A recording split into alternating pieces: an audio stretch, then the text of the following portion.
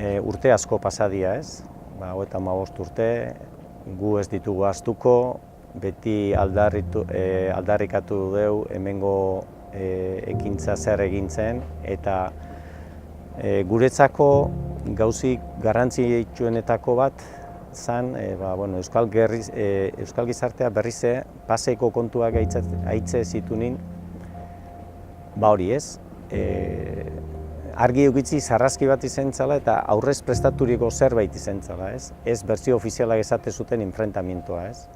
Hori guretzako oso garrantzitsu da.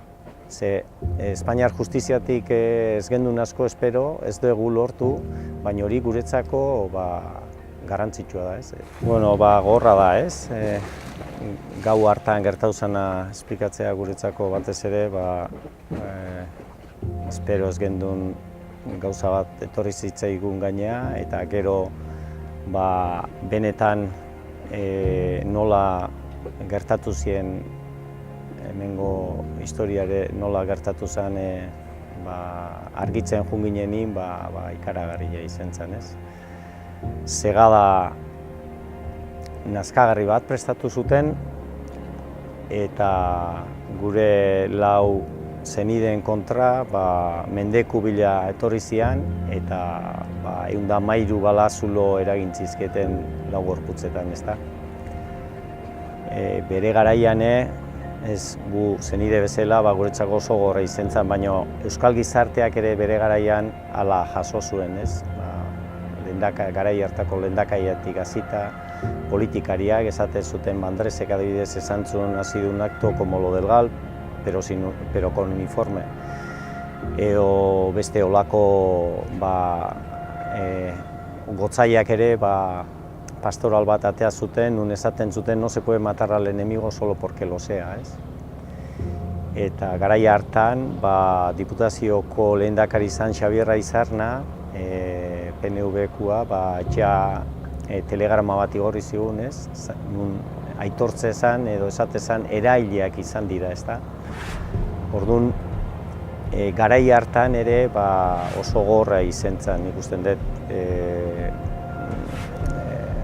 gizarteak, Euskal Gizarteak ere astindu intzula, ez, goiti bera.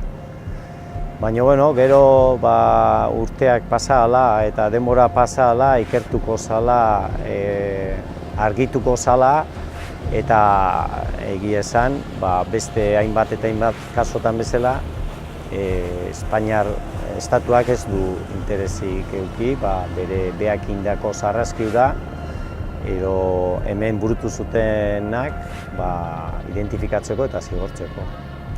Impunitate guztian, nengo dia, gure lau zenideak hemen akatu zituzten poliziak, ez? Eta impunitate guztian hori agindu zutenak ere.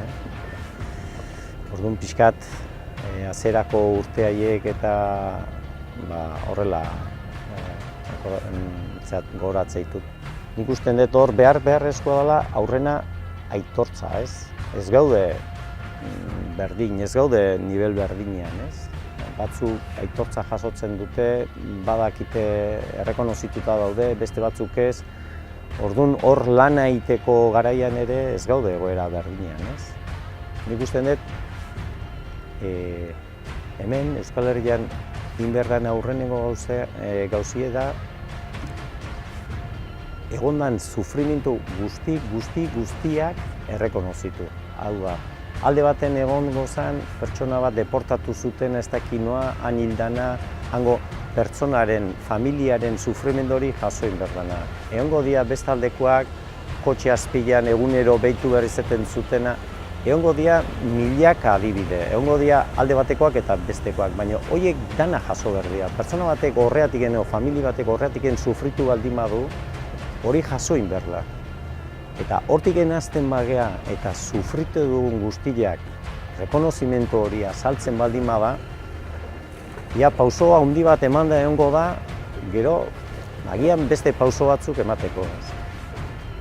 Eta gero hor denetik egongo da, pertsona batzuk egongo dira, zenide batzuk egongo dira, barruak ez diona agintzen beste batzukin elkarlaneago, ze hori oso pertsonala da eta barruak eskatzen dizu edo ez dizu eskatzen. Orduan, batzuk elkarlanean egiteko egongo dira, eta beste batzuk, ba ez. Eta nik uste dut hori errespetatzen behar dela. Oin, ez dutenak elkarlan horrek ere ezin dute baldintzatu egin nahi dutenak. Hau da, hori, pixkat nik usten dut libre utzi behar dela, ez? Baina aurrenengo gauzain behar da, errekonozitu alde guztietakoak. Eta esaten dutenean espilun aurrin jarri behar dela eta honek etzun gertau behar, horren aurrean politikariei esango nioke danai espilun aurrin danak hileran jartzeko eta bakoitzak badula garai hartan gertatze zien gauzai eta gauza batzuei aurre egin eta protestatu, baina beste batzukin bestaldea deitzen zutela. Orduan danak egin behar dutela hori. Errekonozimendua izango da zati bat, ez? Behintzat hainbeste urtetan da hainbeste urtetan ukatu den gauza bat lortu izatea, ez? Ikusi beharkoa, errekonozimendu hori zenbateaino dan baita, ez? Ez dakit, batzutan ez dezu asko behar pertsona batekin empatia okeinu bat egitea nahikoa da sentsazio hori, ez? Ongontan igual izango da papel baten zerbait eta, bueno, ez dakigu, ez? Horrek ze forma ekarriko duen da nola egingo da, baina hori oso garrantzitsua da.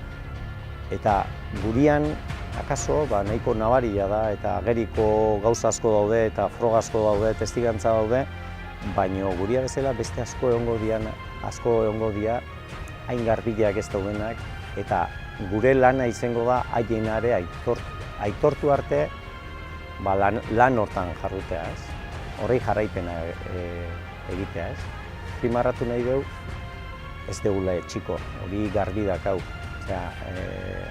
Garai hartan gertatu zena min handi eman bazigun, nik lehen aipatu dut ez, politikariak eta giza eskubideen alde egin eta hau duena ez badute aitortzen eta ez badiote errekonozimendu ematen, oraindik da sufrimendu handio da, ez? Gure zauriletan gatza botatzen nahi dira, ez? Gure zaurileak ezin dira itxi, horrela itxi, ez?